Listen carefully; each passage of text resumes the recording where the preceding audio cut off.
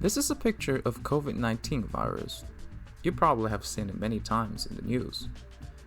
But have you ever wondered how the scientists figure out how a virus is supposed to look like with such great details? One of the techniques that enable this is electron tomography. In this video, we will briefly introduce what electron tomography is and how it works.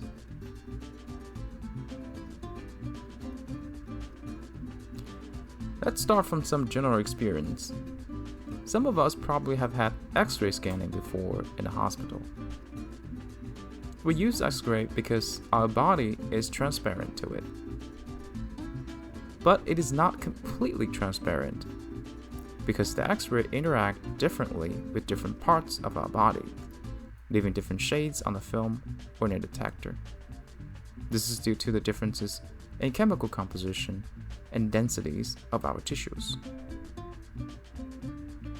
And that is why your doctor is able to differentiate bone from soft tissue from the X-ray scanning. When it comes to virus, the process is similar, but we use electron beam instead of X-ray.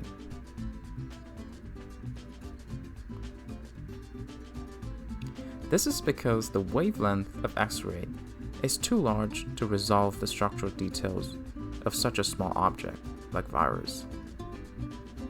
But the wavelength of high-energy electron beams is much lower and enables better resolution for the imaging. When an electron beam transmitting through the virus are collected, a projection image is generated, which contains information of the internal structure of the virus. This technique is called transmitted electron microscope, which is the basis of electron tomography. We can use electron microscope to study the structure of cell, large organic molecules like chromosome, and nanoparticles.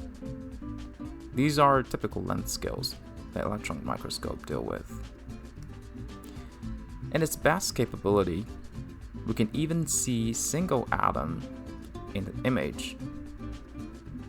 That's pretty cool, right?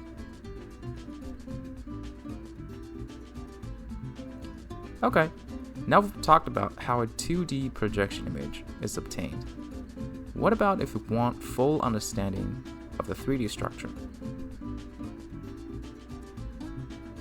Now suppose we have an object of unknown 3D structure. What we can do is to take a projection image at a certain angle using electron microscope. Just like that.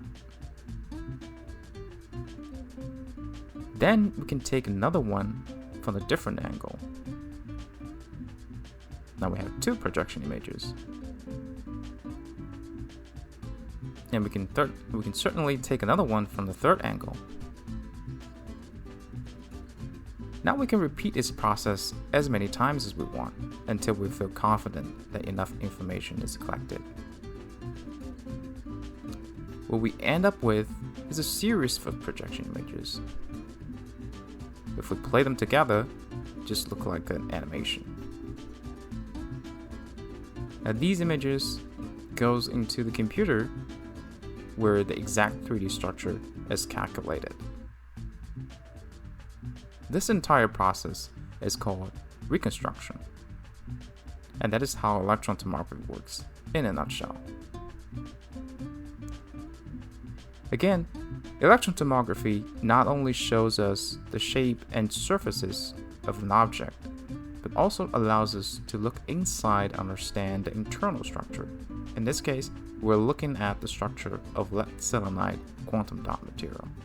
This material can be used to make solar cells, and their structure is very important to the performance of the solar cell device. Alright, I hope you find this video helpful. If you do, please smash the like button and subscribe our YouTube channel. For more future educational content about what we do, how science works, please follow our Twitter account and visit our website. See you in the next video.